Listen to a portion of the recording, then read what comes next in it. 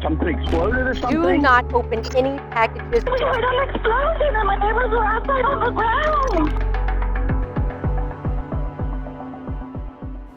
On March 21st, 2018, that's the day that this all came to an end. He's on the move. The van's made contact with him. Got an explosion inside the vehicle. We got a call from ABC News in New York that the bomber is dead. I remember kind of pausing, looking at my executive producer at the time, and I said, "They say that he's dead." And she said, "No, we would know. We would know about this." My next call was to Tony Plahetsky.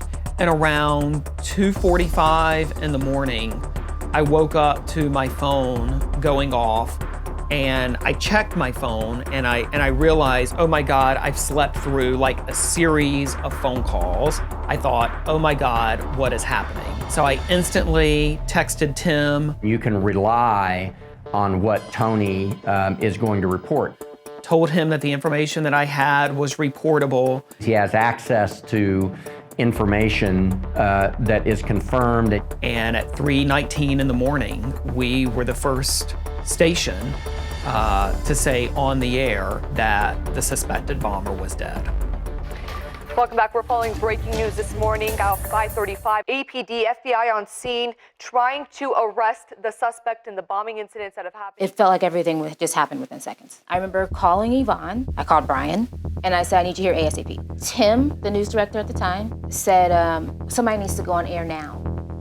And I said, "I don't have anybody here. There's no one here." Wearing his golf shirt, he hopped on air.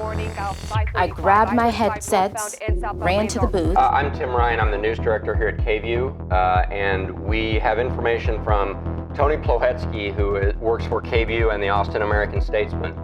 Confirmation that the suspect in these bombings is dead. I don't know if it was the right decision, honestly, in hindsight, for me to go on the air. We could have waited, but I remembered thinking that it was just so important that we had to get it out immediately. I remember I walked in and the news director was on the desk, letting the public know. Where they had him was actually that's the way I go to work. So they called me. I was just getting out of the shower and the phone rang, and I saw it was our executive producer at the time. And she said, "Hey, you need to get in. They've caught the bomber." And so I rushed to get in, started heading that way, and it was shut down. The entire feeder road for I-35 southbound was shut down. So I went the back way, not knowing that's what I just witnessed. Yeah, you came across it. Came all the way to work, and they told me where it was. I said, "Oh my gosh, I just saw." It was hectic. It was hectic. Constant communication with Tony. From the get-go, our reporting was very authentic. Our reporting was honest. We were getting information in real time. Absolutely. If you could zoom out, we're going to get Tony in here right now. We've got I was in breaking news for a long time. Nothing had ever scared me like that, just because of the uncertainty of it all. I wanted it to stop. So if getting on air and telling the community this person is dead is going to put an end to it, at least for the time being, then that's all that mattered to me.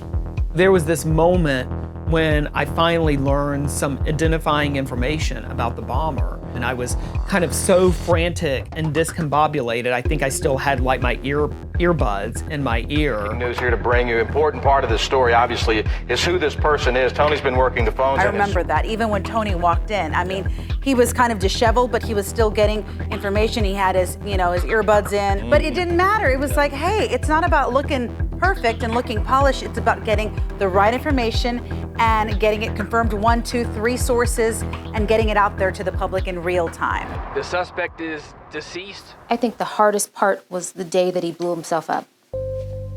Because I had images of his truck, mangled, and I can't show the community that part.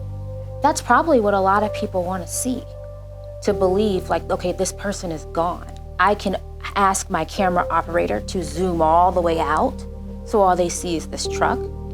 I can have Brian and Yvonne say over and over and over again, he's dead. Obviously, he killed himself. That's probably the only part in my career where I wish I could show them that one gruesome moment, because everyone was so scared and a lot of people wanted to see it to believe it.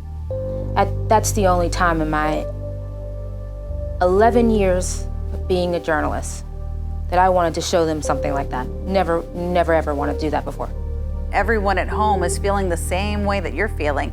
You're trying to hide it because you want to make sure you're calm and composed and you give out the information, but I'm sure everyone else was just as concerned and worried as we were. We have a job to do and we're serious about our job, and so on the one hand, you know, we're gonna show up even when it's hard and when it's difficult. But at the same time, we live here and work here and go to school here. We were scared together.